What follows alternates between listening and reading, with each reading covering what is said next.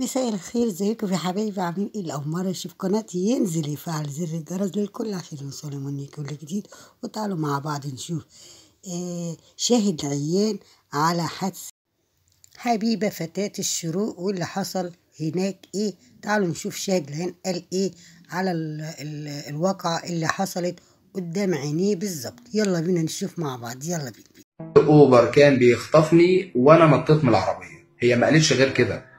فقلت لها طيب قومي بسرعه علشان نيجي على جنب الطريق عشان العربيات هتخبطك. قالت انا مش قادره اقوم.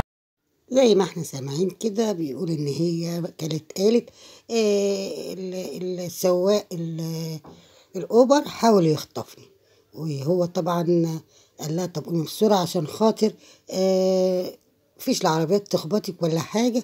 قالت له انا مش قادره اقوم. بجد كانت حادثه مؤسفه، ربنا يقومها بالسلامه يا رب. حصل يومها ان انا ماشي على طريق مصر السويس ومعايا سواق بتاع الشغل.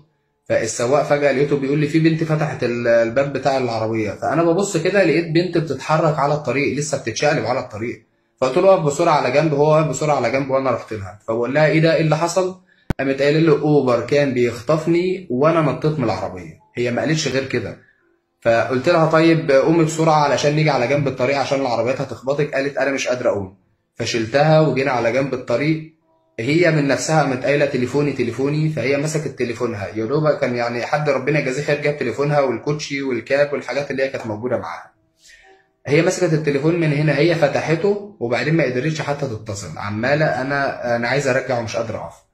فقلت اقرب عربيه يا جماعه بسرعه تفتح الباب بتاعها. كان ربنا يجازيها خير، بنوته من مدينتي انا حتى ما اعرفش اسمها. فتحت باب العربيه اللي هو جنب السواق ورجعنا الكرسي للاخر وهي نامت على الكرسي. اتصلنا باصحابها وعرفناهم اللي هي عملت حادثه وفي المكان الفلاني قبل الكارته بحوالي 200 متر. اصحابها قالوا احنا جايين حالا.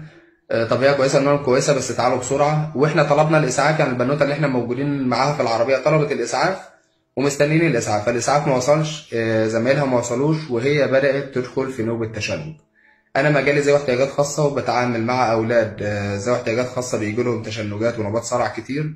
فعملت الاجراءات اللي انا اعرفها واللي قدرت عليها وحطيت صباعي في بقها علشان هي تقدر تتنفس، يبقى فيه مخرج، لان انا عارف اللي هي هتقفل سنانها خالص، يبقى فيه مخرج تتنفس منه.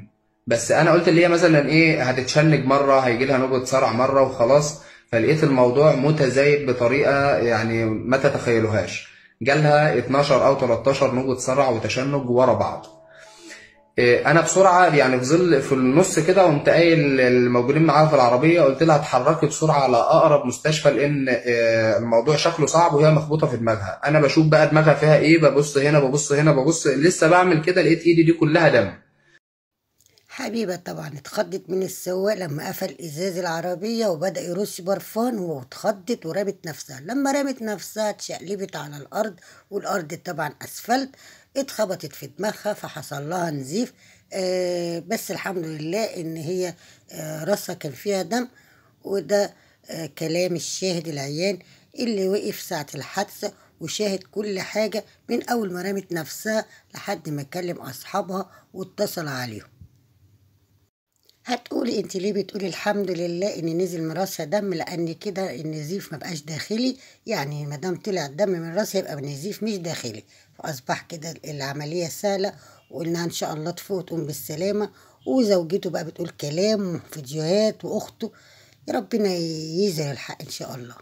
ربنا يجازيهم خير. حتى الدكاتره اللي بره التخصص جت بسرعه، دكاتره الاطفال والعظام كل حاجه وقفوا حواليها وحاولوا يسعفوها، حطوها على الاكسجين. الحاله استقرت بس محتاجه اجهزه.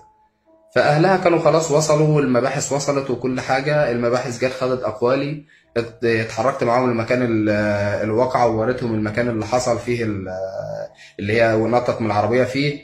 راحوا كارتة السويس عشان يحاولوا يجيبوا الكاميرات، ما بينتش حاجه لان كانت بعيده شويه عن الحادثه واللي حصل. عملوا بقى اجراءاتهم وجابوا التليفون زمايلها حطوا الشريحه في تليفون تاني ووصلوا الرقم بتاع اوبر والحاجات دي وهم قبضوا عليه.